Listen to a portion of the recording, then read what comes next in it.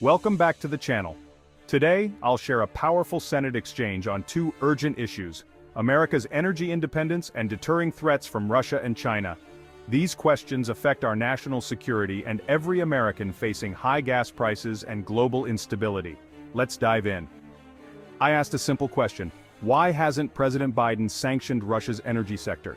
The answer: our reliance, and the world's reliance, on Russian energy. We're holding back on sanctions that could cripple Russia because we're dependent. That's a dangerous position for America. Senator Manchin, Senator Hawley, please.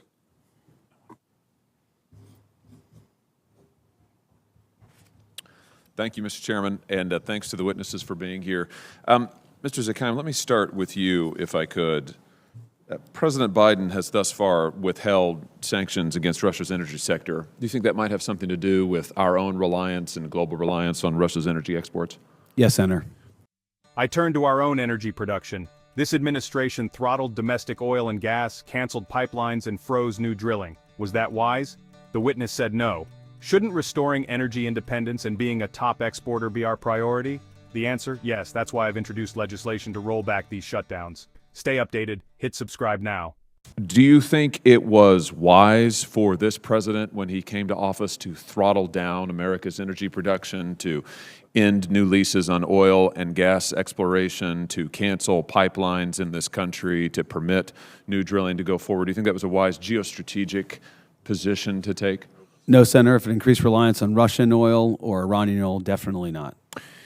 Do you think that the United States should allow itself now to remain dependent, increasingly dependent, on Russian exports of energy, and allow our allies like Germany I think currently imports 55% of its natural gas, at least, from Russia? Is that a situation that we should acquiesce in, continue to acquiesce in?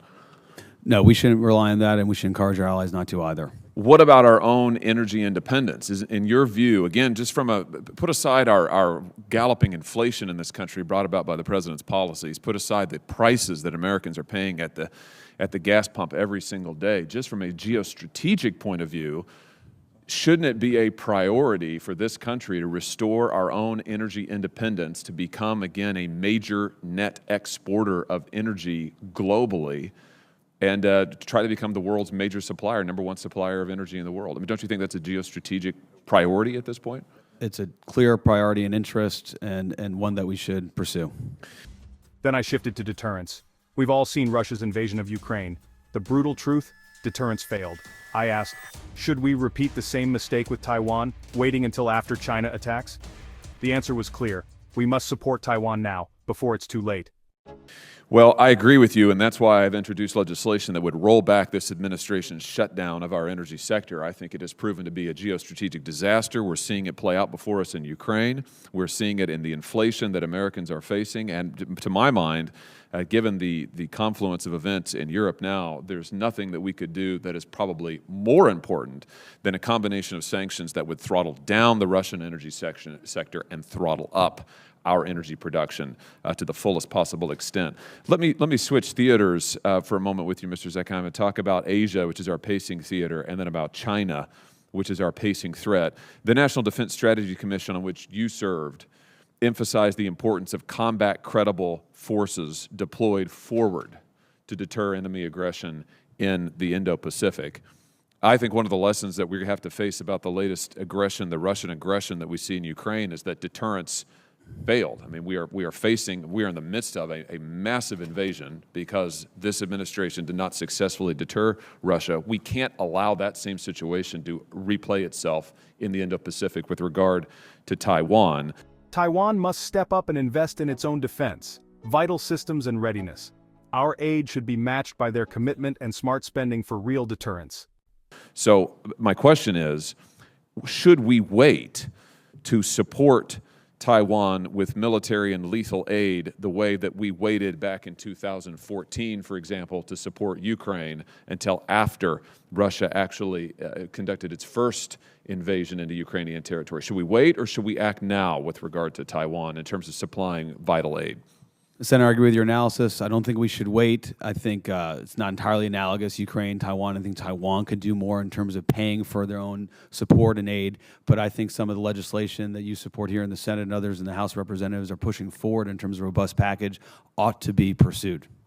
I'm glad you mentioned Taiwan's ability to pay. Would you agree with me? It is absolutely vital that we send the message to Taiwan that they can and must increase their own defense spending. They must invest in vital defensive capabilities, and that we can help them do that, but that we should condition our aid and help on them stepping forward to invest in those vital systems capabilities and their own military readiness. The Taiwan needs to make an investment in their own defense. How they invest is also important, Senator. So it's not just a total dollar amount, but where they pursue those investments. So it complements a coherent strategy that can affect the deterrence that we seek and they seek. Yeah, very good. I agree with all of that, and I think the time to act on that is now so that we can maintain a deterrent posture. I raise the question of our allies. Europe faces crisis with Ukraine, and Asia faces rising threats from China. Shouldn't Europe secure itself while America focuses on the Indo-Pacific? The witness agreed. Europe will prioritize Europe, but the U.S. still has global responsibilities. We need smarter burden sharing. Our allies must do their part. Ms. Conley, I'm running out of time, but I want to ask you in relationship to both Europe and Asia, sort of thinking about those two together. There's been a lot of discussion about European nations doing more to project power into the Indo-Pacific. And I'm sure there's no doubt that some could do more, the United Kingdom, for instance, maybe France. But in general, isn't it more important, given the current crisis in Ukraine and the crisis on the European continent, to urge our European allies to focus their military resources on Europe and to ask them to do more in Europe while we focus increasingly on the Indo-Pacific? In other words, isn't it, given the conflict that we're seeing in Europe and the great potential for conflict in Asia, that we pursue this sort of burden sharing and ask them to prioritize first their own theater and focus on that? Well, European allies are going to concentrate on their own theater, their own protection, but the U.S. needs to be engaged in the European theater as well as in the Indo-Pacific theater, and we should then encourage our European allies to equally be engaged in the Indo-Pacific. In some ways, these two theaters are coming together. We are dealing with two authoritarians that want to establish a sphere of influence and push the United States and international law out. We have responsibility for both. We have to figure out the mechanisms of how our allies do more and we support them, not us doing it for them entirely. Yeah, very good. And I'll end with that, Mr. Chairman. I think that last part is well said, Ms. Conley. I agree with you. We have in this country our own limited resources. We have to prioritize. We do need partners and allies, and we've got to figure out a balance where we ask our partners and allies to do what they can do to focus on what security threats are most pressing to them. Surely for the Europeans, that is Europe right now.